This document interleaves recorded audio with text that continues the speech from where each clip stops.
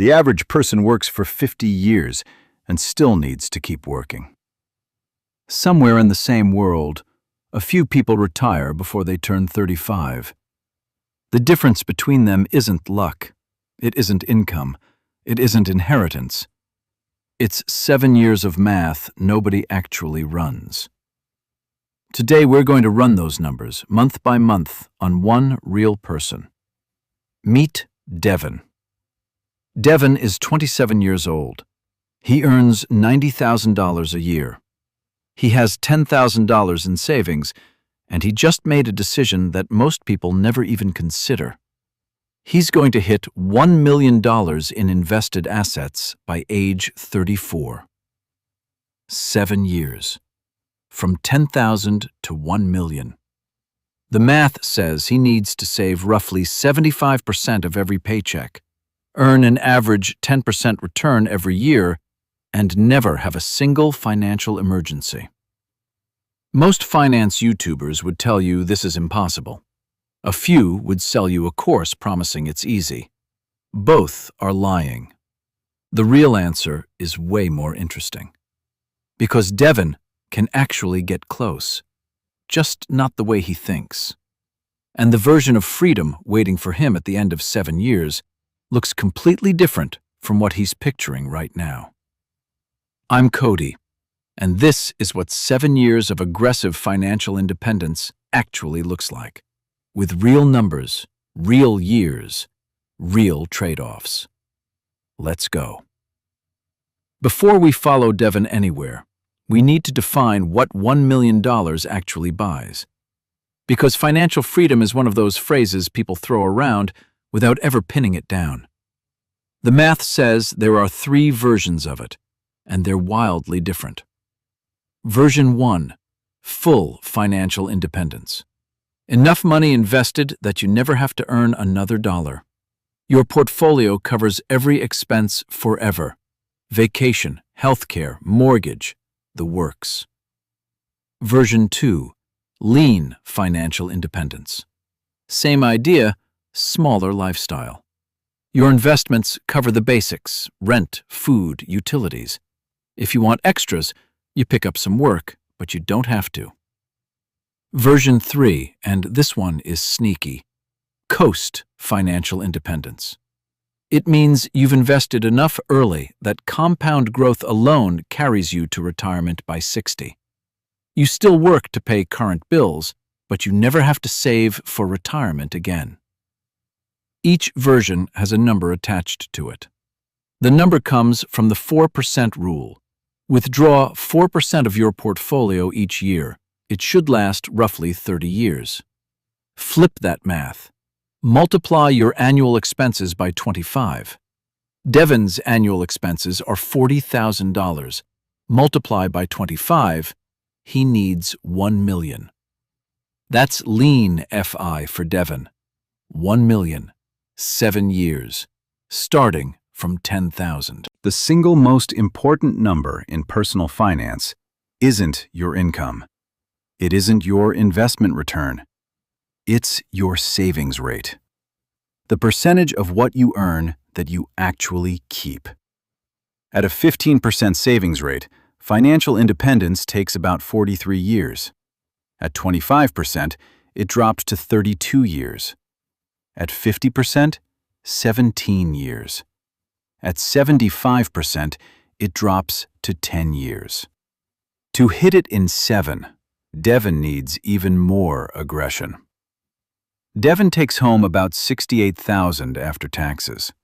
Saving 75% means he invests $51,000 a year and lives on $17,000. That's $1,400 a month. Rent, food, transportation, health insurance, phone, all of it. In most American cities, that doesn't even cover the rent.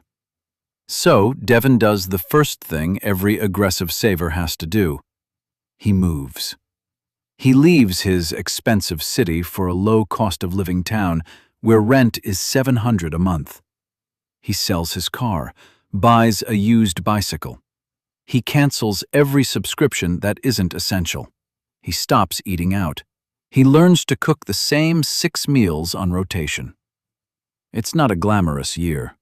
He misses weddings, skips bachelor parties, stops going to concerts. By the end of year 1, his portfolio sits at about $60,000. He's on pace. Barely. But he also discovers something every aggressive saver eventually learns. You cannot cut your way to $1 million on a $90,000 salary. The math doesn't stretch that far. Year 2 begins with Devon understanding the truth. There are only 3 levers in this entire game. Lever 1, income. How much money comes in? Lever 2, expenses. How much goes out? Lever 3, returns. How hard your invested money works while you sleep. Year 1 was pure expense compression. Year 2 is about pulling the income lever, because that's where the real acceleration comes from. Devon attacks income from 3 angles at once. First, he negotiates. He's been at his company for 2 years and never asked for a raise. He builds a case, specific accomplishments, market salary data, a calm, prepared ask.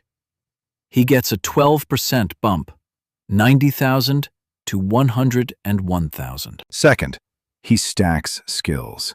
He notices the analysts making more money all have a specific certification. He spends 6 months of evenings earning it. Then he job hops to a new role at $130,000 a year. Third, he starts a side income, freelance consulting, 10 hours a week at $75 an hour. That's another $39,000 a year before taxes. By the end of year 2, his total income is roughly $169,000. His expenses stayed at $18,000. His savings rate is now pushing 85%. Year 2 ending portfolio, about $140,000. Now, here's the honest critique. Most people cannot execute what year 2 requires. Negotiating demands measurable performance. Skill stacking demands energy most full-time workers don't have after a 40-hour week. Side income demands a marketable skill, employer permission, and stamina to work evenings without burning out. The reason this is rare isn't that the math is impossible. It's that the lifestyle to pull every lever this hard simultaneously is something most people legitimately don't want. Year 4 is the most important year of the simulation, because it's the year Devon could stop, and it's the year most of you should stop. Entering year 4, Devon has $220,000 invested. He's 30 years old. The market on average returns about 8% after inflation. Here's a calculation that changes everything. If Devon never contributes another dollar, if he stops saving aggressively, goes back to a normal life, buys a car, travels, enjoys his income, and just lets that $220,000 sit in the market for 30 years, it grows to roughly $2.2 million by the time he's 60. That's full financial independence without him ever saving another cent. This is Coast FI, and it's the secret most aggressive savers don't want to talk about. Now meet Sam.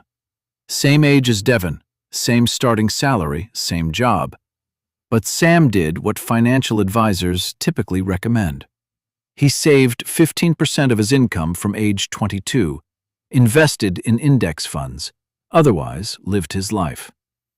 By year 4 in our timeline, Sam has about $50,000 invested, less than a quarter of Devon's portfolio. If you compare just today, Devon looks like he's winning by a landslide.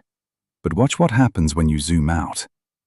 Sam keeps saving 15% until he's 65. He ends with roughly $1.8 million.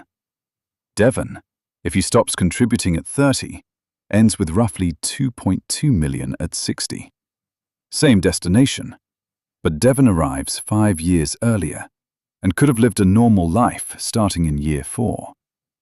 Devon doesn't stop. He keeps going. 2 more years. So far, we've used the assumption that the stock market returns about 10% a year. That number is real. The S&P 500 has averaged about 10% annually over the last century. But averages hide something that can break a 7-year plan. Any given 5-year window in market history can look nothing like the average. Year 5 hits. Devon has $300,000 invested. Then the market drops 15% in 3 months. His portfolio goes from $300,000 to $255,000. Even adding $90,000 in fresh contributions, he ends year 5 at $340,000. His timeline just collapsed by 15 months. This is sequence of returns risk. A bad year early hurts dramatically more than a bad year late, because you have less time to recover and less compounding base to work with. If that 15% drop happened in year 10 of his career, Devon would barely notice. Happening in year 5, devastating. This is why pure FI math is seductive but fragile. The 10% return assumption isn't a guarantee. It's an average across a century of very bumpy rides. Year 6 ends with Devon at roughly $520,000. He kept grinding. Devon enters year 7 with $520,000 invested. He needs to hit $1 million by the end of it. That's a $480,000 gap to close in 12 months. Let's look at what's mathematically possible. Maximum contributions on his now $170,000 income, about $120,000. That leaves $360,000 to come from market growth. Even at an aggressive 15% return, growth contributes $78,000. Not even close. To hit $1 million in 12 months from 520, Devon would need a 65% annual return. That's not investing. That's lottery tickets or crypto roulette. So here's the verdict. Devon ends year 7 at approximately $720,000. He did not hit $1 million. He missed his target by about 28%. By the strictest definition, he failed. Except, look at what $720,000 actually means. If Devon stops contributing right now at age 34 and lets that money compound at 8% for 10 years, he has $1.55 million by age 44. Full financial independence.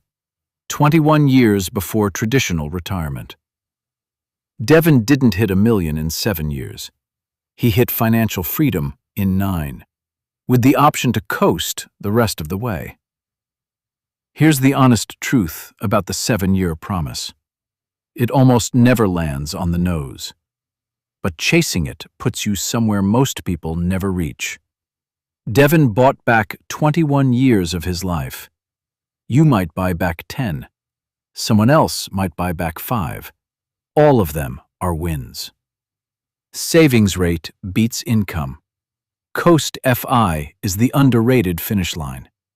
And the 7-year goal is a marketing number, but the direction it pulls you is real.